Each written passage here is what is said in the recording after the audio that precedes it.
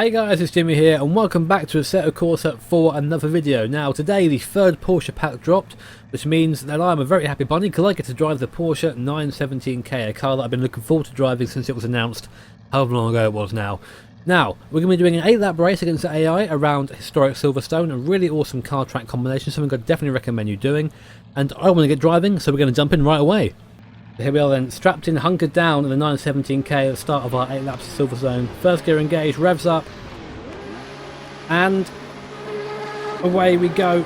Nice and easy off the line though, got a lot of horsepower underneath our right foot. Don't want to be spinning up the wheels too much as AI drops us the position at the start there. Gonna try not to get involved with any of that stuff at the start, don't want to get into any trouble. Very expensive car this, and very expensive cars all around me, so we'll end up having the world's most expensive car crash if we aren't careful. Nice and easy through cops for the first time. Getting up the temperature now. Got to keep vigilant over this next lap because the tyres will be cold. And you do feel that definitely on the first lap in this car likes to understeer anyway, so when you start throwing it around a track at racing speed and cold tyres, that understeer is just multiplied many times, as I'm showing now coming onto the hanger straight, just trying to get a nice run off there. Now finally getting to open the throttle a bit, up to about 280 k's here when you're at full race speed. Down the hanger straight into Stowe. Again, look at these walls on the inside, no curbs here. You go too tight, you hit a wall, you don't hit a curb. This is a proper circuit. No runoff at all, no curbs anywhere, just grass and walls. Nice and easy now to the second part of the circuit. We'll keep it in third gear around here just because it's a bit more stable on the exit. Now to fourth, and now this very fast left hand. I've got to be very careful though because again we are very early on these tyres and they aren't warm yet. Got to get them up to speed under the Daily Express bridge. I go down to third gear for this last sweeping very fast right hand. I'm going to take some of these bollards with me. Screw you bollards. And that is a lap of Silverstone Historic.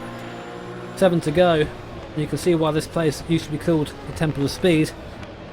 Not so much anymore with the more Mickey Mouse sections, but you can see how fast this circuit used to be back in the 60s. This car and this circuit actually existed pretty much at the same time, so this is actually a pretty historically accurate race, apart from the fact there are lots of 917s in the circuit at once. And the first thing you notice about this car when you get into it is that the steering is very heavy steering at lower speed. It does feel very deliberate though, which is a good thing. There's a definite connection there between the car and the driver. Unlike these modern cars with the power steering, where sometimes you just don't feel anything going into the corners. This is definitely not that at all. You feel everything you're doing, which is probably why this car is so famous for a start. This car is surprisingly agile. I mean, let's bear in mind it has 600 horsepower.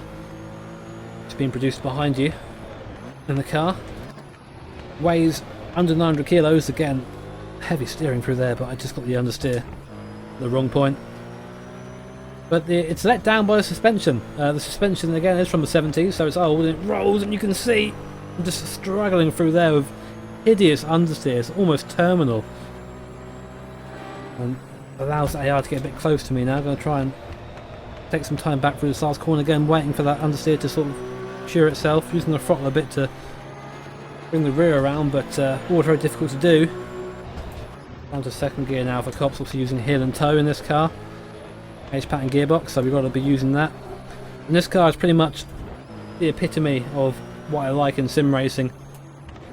It's one of those cars that is fully manual, and let me explain that a little bit. You know, it's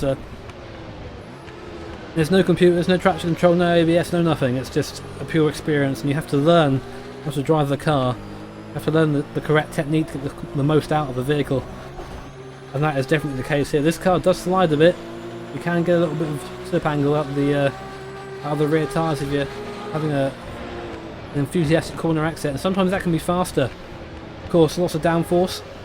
You can see just by the body shape itself creates a downforce. Which is why we're getting that understeer, but it's early downforce, you know, it's not modern clever downforce, it's early downforce, which is a little bit confused and doesn't quite understand fast corners yet, which is why we get that weird understeer going through here. Of course, being in dirty areas isn't going to help either.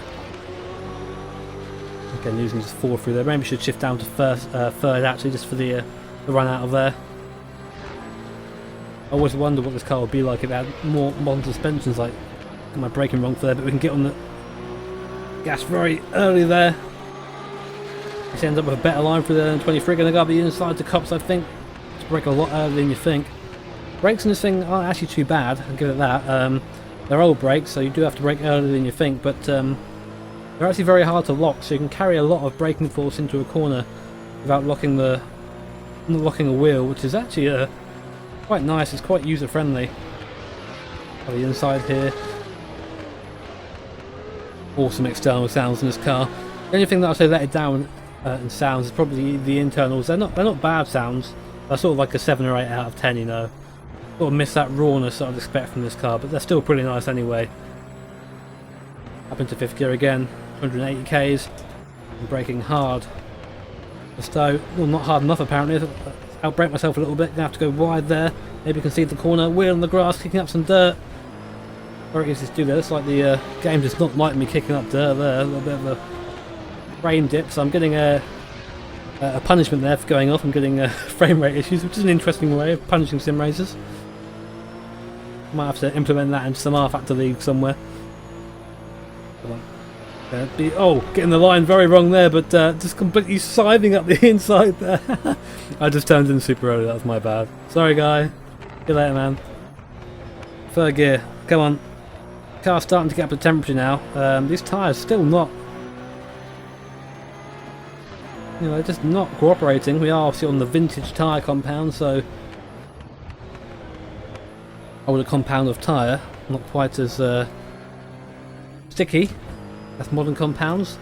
The vintage tyre tends to be, in this game anyway, an endurance tyre, so it tends to be a tyre that can last for quite a while, so it actually takes a long time to get up to proper operating temperature. Once it's there, you know, it lasts for a very long time. You don't get much tyre wear at all.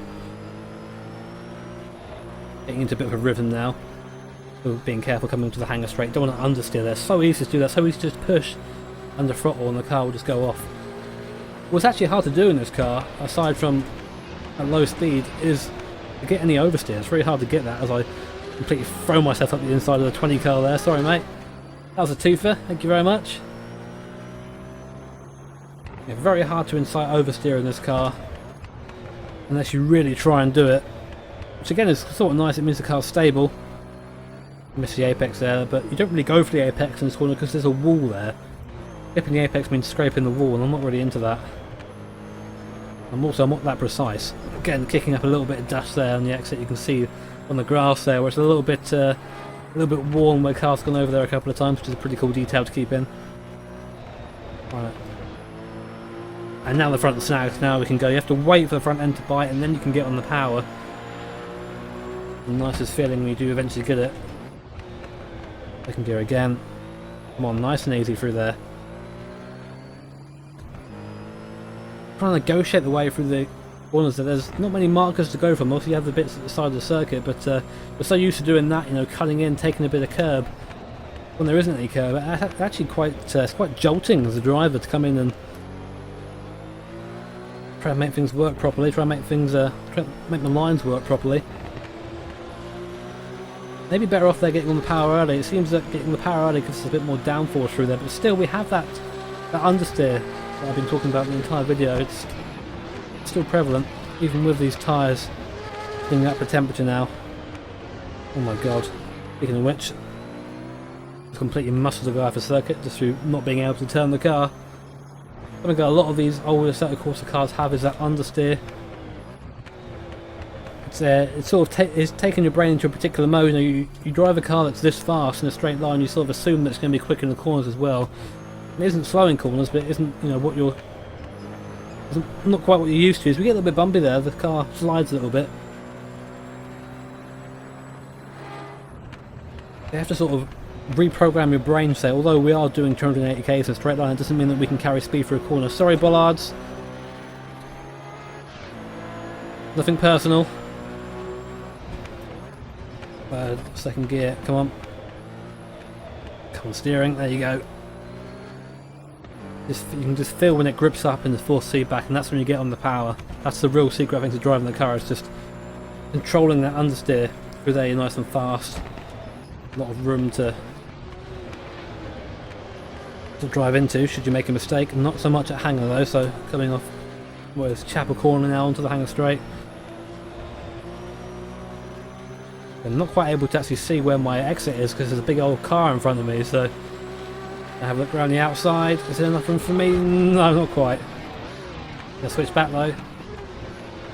No, not quite close enough to make that work, but that was very enthusiastic by me. A big ditch to the left there, so if you go off at Stowe in a big way, you end up in a ditch, and that's something that I definitely haven't done before, so trying to be nice and careful going through Stowe. In gear again. The car does sound nicer when you do flip it into a low gear. All the redeeming factor of the noises in this car, I think. Come on, hold, hold, hold, hold. It's so borderline whether you actually hold on through there. It's a bit strange really, but coming on to start our final lap. I'm not going to win this, but we've made up quite a few places from the our starting spot, so I'm happy with that. Oh, car very slow there on the apex, come on! Right up behind it now, coming into cops, and they got the inside. Force the car down to second gear.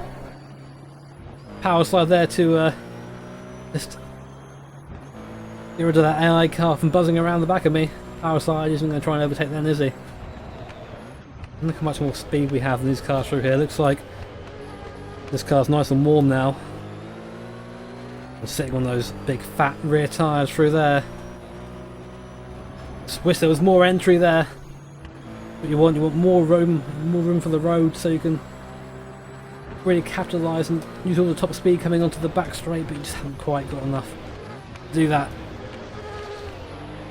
The line's a bit off there as we get sideways, just riding on the rear tyre still. Picking up some dust there, and my competitor, this is for a podium position, this is so this is for third place, and I wouldn't mind getting a podium as we can look very far back up the inside. 32 cars right on my inside now. Both had a pretty bad run out of that corner. Ah, he's going to be there, he's going to be there. Oh no, I've got it very wrong, very wide. Come on, come on, come on, keep it going. Third gear. AI's got the run now. But I've got the line, thank you very much. That is third place, I think. The 917k at Historic Silverstone as we go wide there, just third. Just third. Oh, that was a fun race. Well, there you are then, the 917k at Silverstone. An awesome car to drive, lots of fun, and definitely something I'd recommend giving a go if you haven't done already. Thanks guys for watching, always awesome to have you here. If you liked the video, make sure to hit the like button of course, and if you really liked it, hit subscribe to be notified of future videos. Take care guys, have an awesome day, and I'll see you all next time.